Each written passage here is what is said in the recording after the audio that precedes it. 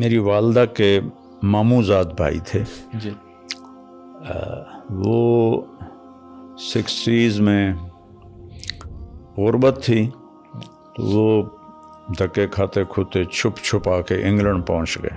ٹھیک ہے. یعنی لیگلی نہیں گئے ویسے اس وقت بہت تھے اس طرح بحری جہازوں پہ جاتے تھے. ہاں جی تب تو 80 تک تو ویزا بھی نہیں تھا تو کوئی نہ کوئی صورت بن جاتی تھی. میں 82 میں گیا ہوں بغیر ویزے کے. اچھا. ہاں پھر 83 میں گیا ہوں, کوئی ویزا نہیں, آن ارائیول اسٹیمپ ہوتی تھی. یہ تو ہمارے اپنوں کی مہربانی کی وجہ سے پابندیاں بڑھ گئیں.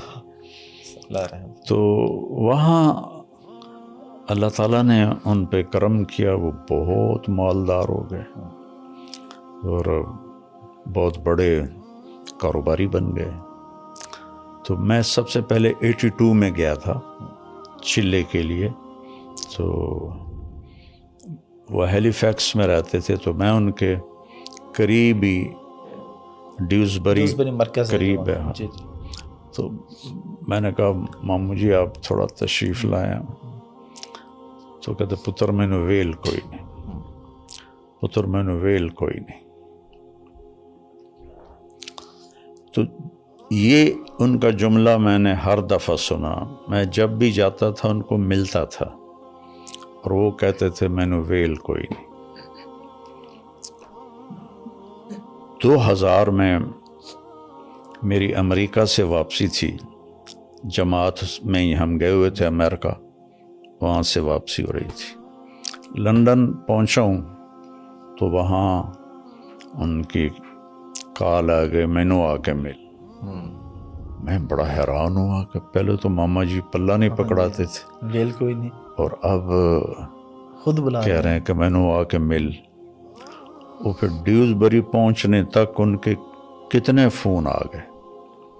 تو میں پہنچتے ہی ایک ساتھی کو لے کر گیا تو وہ گھر میں اکیلے بیٹھے تھے.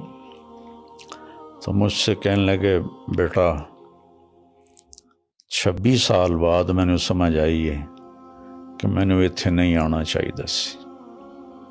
پاکستان اج میں چٹنی روٹی تو مل ہی جاندی. اے ویکھ میرا 6 بیڈ روم کا. تو آپ بھی انگلینڈ رہے ہیں. جی جی یو کے میں 6 بیڈ روم تو 6 بیڈ روم بہت لگژری گھر ہوتا ہے, عام بندہ نہیں عام بندہ افورڈ نہیں کر سکتا. کہ اے پتر ویکھ میرا 6 بیڈ روم کا رہے ویلا پہ ہے, میرے پتر میں نے چھوڑ کے چلے گئے. تو ہن میں تے تیری مامی کلے آئے تھے. تو میں ساری کاروبار پراپرٹی کرائے تے چڑھا دیتی, کاروبار بند کر دیتا. میں کہ میرے پتر ہی نہیں تو میں کی کرنا. وہ بھی مینوں کرایہ اتنا آ جاندہ ہے کہ مینوں سمجھ نہیں آمدی میں خرچ کتنے کراں.